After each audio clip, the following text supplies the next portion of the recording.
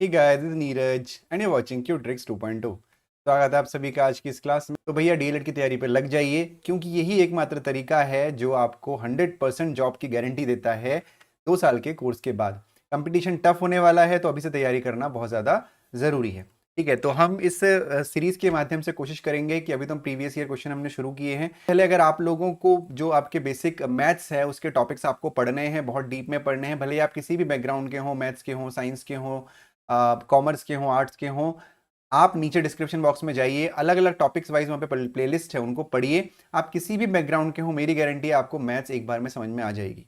ठीक है, और क्योंकि हम जी रहे हैं 2023 में, तो पुराने तरीकों को अब छोड़ दिया है हम लोगों ने, नए तरीकों के साथ आगे बढ़ना है और उसी के साथ हमें क्वेश्चंस को करना है। तो चलिए शुरू करते हैं आज की क्लास। शुरू करते हैं पहले क्वेश्चन के साथ। जो हमारा पहला क्वेश्चन है वो है, दो धनात्मक संख्याओं का योग 63 है। यदि उनमें से एक संख्या x दूसरी संख्या की दोगुनी है तो समीकरण क्या होगा। तो अब यहाँ पे समीकरण की बात की गई है कि ए बी सी डी आपके पास 4 ऑप्शन है, इसमें से क्या आपका आंसर होगा ये आपसे बोला गया है। तो देखो ध्यान से, क्वेश्चन में दो धनात्मक संख्याओं का योगफल 63 है। मैं एक चीज और आपको क्लियर कर दूं, 2021-2022 दो परीक्षाएं पिछले 2 वर्षों में हुई हैं। उससे पहले, कोरोना से पहले, कोविड से पहले जितने भी डीएलएड की परीक्षाएं हुई हैं, हमेशा पेपर केवल और केवल हिंदी माध्यम में आया है। 21-22 में जो है इंग्लिश हिंदी दोनों में आया है, और अब से कंटिन्यूअसली हिंदी इंग्लिश दोनों में ही आएगा। तो जो पेपर हम कर रहे हैं ये उससे पहले का है, इसीलिए केवल हिंदी में अवेलेबल है, बाकी इंग्लिश हिंदी दोनों में अवेलेबल रहता है। लैंग्वेज की प्रॉब्लम मैथ्स में नहीं होती है, कोई इशू नहीं होगा आप लोगों को। दो धनात्मक संख्याओं का योगफल 63 है। यदि उनमें से एक संख्या x दूसरी संख्या की दो गुनी है, तब समीकरण क्या है। ध्यान दीजिएगा, दो संख्याओं का योगफल 63 है। तो अब यहाँ पे दो अलग अलग संख्याएं एक्स वाई तो हम मान नहीं सकते, क्योंकि अगर हम ऑप्शन देखें तो केवल एक्स एक्स बोला गया है ना। तो हमें क्या बोला है कि उनमें से एक संख्या एक्स है, तो हम मान लेते हैं कि एक संख्या एक्स हो गई। तो डेफिनेटली जो दूसरी संख्या होगी वो हो जाएगी 63 माइनस एक्स। क्या होगी? 63 माइनस एक्स। क्यों होगी भाई? क्योंकि दोनों का एडिशन 63 है। अगर आप इन दोनों को जोड़ दोगे, x प्लस 63 माइनस एक्स करोगे, तो 63 एक्स से एक्स कैंसिल हो जाएगा, बचेगा 63, है ना। तो इसीलिए बोला कि पहली संख्या x है और दूसरी संख्या जो है वो है 63 माइनस एक्स। अब क्या बोला गया है कि जो संख्या x है ना, वो दूसरी संख्या की दो गुनी है। जो संख्या x है वो इस संख्या की दो गुनी है, आपसे ये बोला गया है। तो अब हम क्या करेंगे, देखना ध्यान से देखना।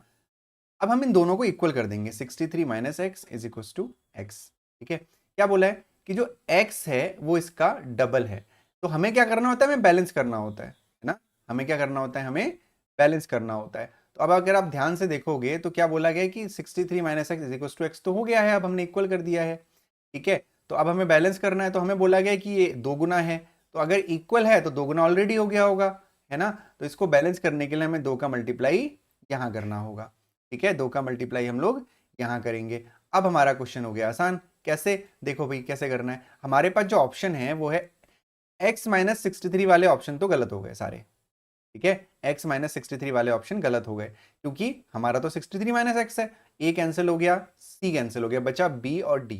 तो अगर हम b ऑप्शन को ध्यान से देखेंगे तो यह है x upon 63 minus x is equal to 2, है ना। तो यही हमारा सही आंसर है। क्यों? क्योंकि 63 माइनस एक्स इधर मल्टीप्लाई में है, इधर आके डिवाइड हो जाएगा। तो ये 2 इज इक्वल टू हो जाएगा x अपॉन 63 माइनस एक्स। ठीक है, तो आपका जो राइट आंसर होगा वो होगा option number B, 63 minus x. अब यहाँ पे कंफ्यूजन कहाँ हो सकता है कि सर 2 का मल्टीप्लाई हमने यहाँ क्यों किया, यहाँ क्यों नहीं किया। इसका कारण क्या होता है, देखिए हमको बैलेंस करना होता है। जब हमने, जैसे समझ लो कि दो नंबर हैं, एक है हमने बोला कि जो 20 एक 40 नंबर है वो दूसरे नंबर 80 का क्या है, दूसरे नंबर 80 का डबल है ना। जो 40 है वो 80 का डबल है। अगर हमें इसको इक्वल करना है तो हमें क्या करना पड़ेगा, इसको डिवाइड बाय 2 करना पड़ेगा या इसको इंटू 2 करना पड़ेगा। तो मतलब कहने का मतलब क्या है कि ऑलरेडी तो इक्वल ही है ना। तो हमने जब इक्वल इक्वल का सिंबल लगा दिया है यहाँ पे, तो 63 माइनस एक्स और ये वैल्यू इक्वल हो गई है, क्योंकि हमें बोला गया है कि ये डबल है। तो ये वाली वैल्यू क्या हो गई आपकी, दोगुनी हो गई, है ना। ये वैल्यू दोगुनी हो गई। अगर दोनों को इक्वल करना है तो उसको बैलेंस करना पड़ेगा। तो इसका आंसर हो जाएगा ऑप्शन नंबर बी। ठीक है, बढ़ते हैं हमारे क्वेश्चन नंबर 139 की तरफ। अगर ये क्वेश्चन किसी को दिक्कत हो तो जरूर बताइएगा कमेंट सेक्शन में। ठीक है, तो मैं इसको दोबारा से आपको एक्सप्लेन कर दूंगा। ठीक है, तो चलिए बढ़ते हैं अगले क्वेश्चन की तरफ। तो जो अगला क्वेश्चन है हमारा, दिए गए वृत्त में ओ वृत्त का केंद्र है। यदि O M is equal to 4 centimetre, त्रिज्या O A is equal to 5 centimetre तथा O M is perpendicular to A B हो तो जीवा ए बी का मान होगा। तो अगर थोड़ा सा बहुत टर्म्स जो है इंग्लिश में भी देख लेते हैं। एक वृत्त का ओ वृत्त का केंद्र है, यानी जो ओ है वो सेंटर है। O M is equal to 4 आपको दे रखा है। त्रिज्या ओ ए दे रखी है, त्रिज्या का मतलब रेडियस आपको ए 5 सेंटीमीटर दे रखी है। और आपको बोला गया कि जो ओ एम है वो ए बी पर परपेंडिकुलर है, तो जीवा ए बी का मान बताना है, आपको इसकी वैल्यू बतानी है ना, आपको इसकी वैल्यू बतानी है। तो ये बहुत आसान क्वेश्चन है। हमको क्या करना है एक्चुअली, हमको पाइथागोरस थ्योरम यहाँ पे लगानी है। ठीक है, यहां से ए एम और जो बी एम होगा ये इक्वल होगा। ठीक है, तो हम क्या करेंगे पाइथागोरस थ्योरम, क्योंकि ये 90 डिग्री है तो पाइथागोरस थ्योरम लग जाएगी। और पाइथागोरस थ्योरम क्या कहती है, जो आपका हाइपोटेन्यूस होता है यानी जो कर्ण होता है, यानी यहाँ पे पाइथागोरस थ्योरम के अकॉर्डिंग क्या होगा, देखो पहले समझ लो कि पाइथागोरस थ्योरम होती क्या है। देखो अगर कोई ऐसा ट्रायंगल है जो राइट एंगल है, यानी समकोण त्रिभुज है हिंदी में, ये वाला जिसमें 90 डिग्री का एंगल बनता है, तो हमारा जो ये वाली भुजा होती है इसका स्क्वायर बराबर होता है इन दोनों के स्क्वायर के एडिशन के। यानी अगर मैं इसको ए बी सी नाम दे दूं तो जो 90 डिग्री के अपोजिट वाला है वो कर्ण कहते हैं, हाइपोटेन्यूस इंग्लिश में कहते हैं। तो AC का जो स्क्वायर होता है वो BC square plus AC square होता है। ये होती है हमारी पाइथागोरस थ्योरम। इसी का यूज हमें करना है। तो हमारे पास जो ट्रायंगल है वो ये है ना। तो इस ट्रायंगल में जो कर्ण होगा वो क्या होगा 5 सेंटीमीटर, यानी इसमें क्या लगेगा फॉर्मूला, AO का square is equal to AM का स्क्वायर प्लस OM का स्क्वायर।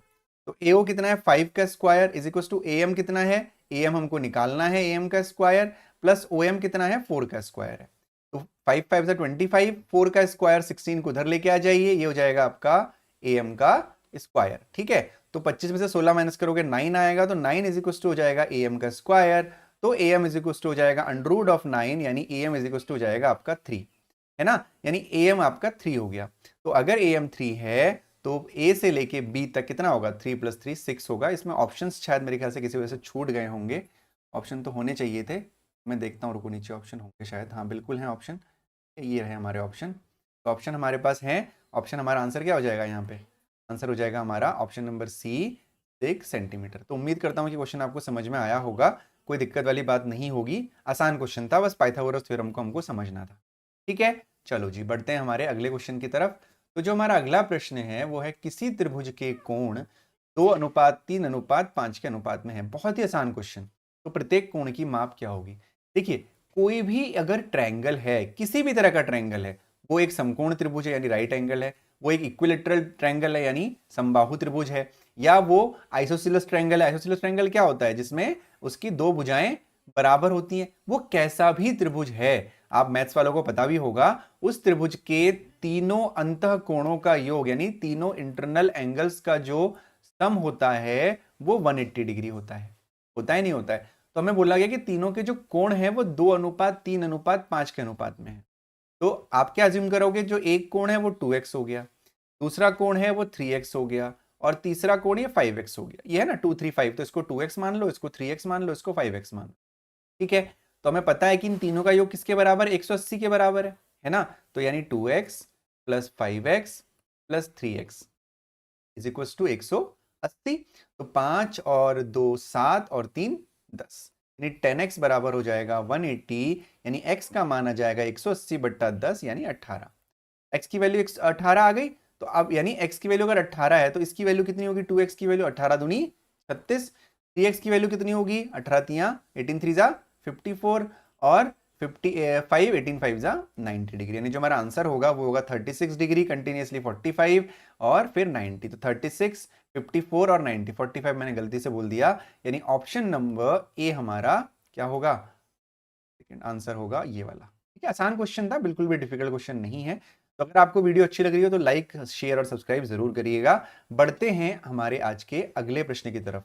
ठीक है, देखो मेरी जो स्पीड है वो काफी तेज रहती है बढ़ाते वक्त, क्योंकि टाइम वेस्ट मेरे को नहीं करना है ना, नहीं अपना करना है ना आपका करना है। तो टाइम की बर्बादी बिल्कुल नहीं करनी चाहिए कि मैं धीरे धीरे लंबा खींच दूं और फिर आपको समझाऊं, है ना, कोई मतलब नहीं है, फालतू बातें करूं, कोई मतलब नहीं है। सिर्फ पढ़ने आए हैं तो सिर्फ पढ़ाई करेंगे और प्रॉपरली चीजों को समझेंगे। ठीक है, ठीक है। श्याम ने एक पुरानी साइकिल 136 रुपए में बेचकर 15% हानि पाई, वह उसे कितने में बेचता है कि उसे 15%, यहाँ पे एक चीज मिसिंग है, यहाँ पे लिखना चाहिए था इनको लाभ होता। ठीक है, मिस प्रिंटेड है, लाभ होता, 15% लाभ होता। ठीक है, अब देखिए अगर ये क्वेश्चन है प्रॉफिट लॉस का, लाभ हानि का, तो सबसे पहले मैं आपसे रिकमेंड करूंगा, नीचे डिस्क्रिप्शन बॉक्स में जाइए, वहां पे प्रॉफिट लॉस की प्लेलिस्ट है, उसको पढ़िए। बहुत ही एडवांस मेथड से आपको प्रॉफिट लॉस पढ़ाया गया है, कोई फॉर्मूला याद करने की जरूरत नहीं है, कुछ नहीं है, बिल्कुल चुटकियों में उंगलियों पे आंसर निकालोगे, उंगलियों के दिमाग में आंसर निकालोगे, पेन चलाने की जरूरत भी नहीं पड़ेगी। तो एक बार जाके पढ़ो। फिलहाल मैं इस क्वेश्चन को आपको बताता हूं। श्याम ने एक पुरानी साइकिल 138 रुपए में बेची और 15% की उसको हानि हुई। वह उसे कितने में बेचता कि उसे 15% का लाभ होता। अब थोड़ा सा प्रॉफिट लॉस यानी हानि लाभ पे बात करते हैं। मैंने आपको बता रखा है किसी भी चीज का जो क्रय मूल्य है, जो कॉस्ट प्राइस है, उसको आप हमेशा 100% मानेंगे। मैंने बहुत बार आपको बता दिया है। अगर आप लोगों ने प्रॉफिट लॉस मेरे से पढ़ा होगा तो आपने देखा होगा क्रय मूल्य को हमेशा आप 100% के इक्वल मानेंगे। ठीक है, 100% के इक्वल मानेंगे। और जिससे जैसे जैसे लाभ होगा, जैसे यहाँ पे पहले 15% की हानि हुई है, तो जब 15% की हानि हुई तब उस केस में सेलिंग प्राइस यानी विक्रय मूल्य आपका 100 में से 15 माइनस कर दो, 85% हो जाएगा। ठीक है, सिमिलरली अगर उसको 15% लाभ कमाना है, उस केस में जो सेलिंग प्राइस होगा वो 115% हो जाएगा।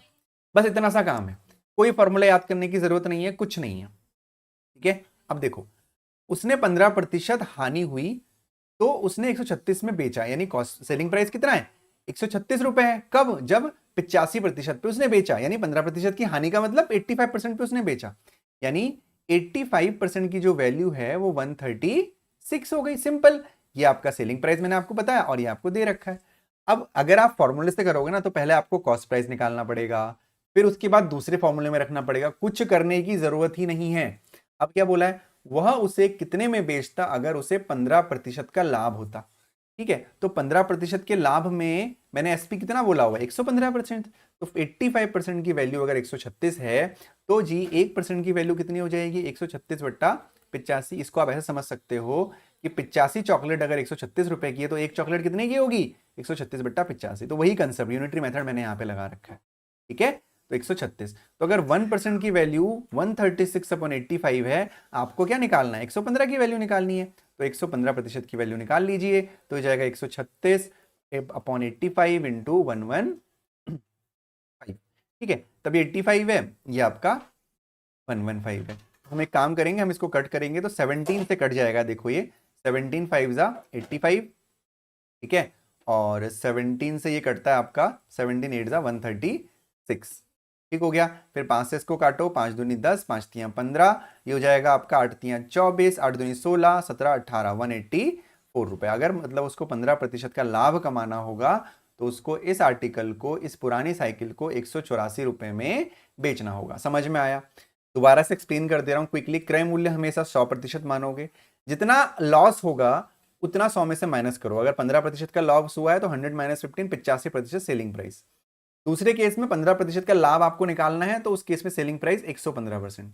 क्योंकि इस 85% का मान आपको 136 दे रखा है, तो 85% का मान 136, 1% का मान 136/85, नॉर्मल बेसिक कंसेप्ट। तो 115 का मान 136/85, यही चीज गुणा 115, आंसर निकाला 184 रुपए, हमारा आंसर आ गया। होपफुल ये क्वेश्चन आपको समझ में आया होगा। नहीं आया है दोबारा देखो और कमेंट सेक्शन में बताओ, और उससे पहले एक बार प्रॉफिट लॉस जाके पढ़ लो, इजीली समझ में आ जाएगा। ठीक है, देखो मैं चाहता था इस क्वेश्चन को आपको फॉर्मूले से भी बता सकता था, लेकिन कहाँ यार, 2023 में पढ़ रहे हो, कहाँ फॉर्मूले पढ़ते रहोगे, कोई मतलब ही नहीं होता फॉर्मूले पढ़ने का। ठीक है ना, अगला क्वेश्चन देखते हैं। यदि 8 व्यक्ति किसी कार्य को 10 दिन में समाप्त करते हैं, तो 10 व्यक्ति उसी कार्य को कितने दिन में समाप्त करेंगे। फिर से मैं वही कहूंगा, नीचे जाओ डिस्क्रिप्शन में, टाइम एंड वर्क है, उसको पढ़ो अच्छे से पहले। ठीक है ना, वहां पे क्लियर हो जाएगा। हालांकि इस क्वेश्चन को मैं यहाँ पे अच्छे से क्लियर कर दूंगा। तो अगर ऐसा क्वेश्चन आता है कि कुछ व्यक्ति किसी काम को इतने दिनों में करते हैं, तो उतने ही व्यक्ति या उसके अलग व्यक्ति कितने दिनों में करेंगे, उसके लिए एक फॉर्मूला याद रखिए, m1d1 upon w1 is equal to m2d2 upon w2।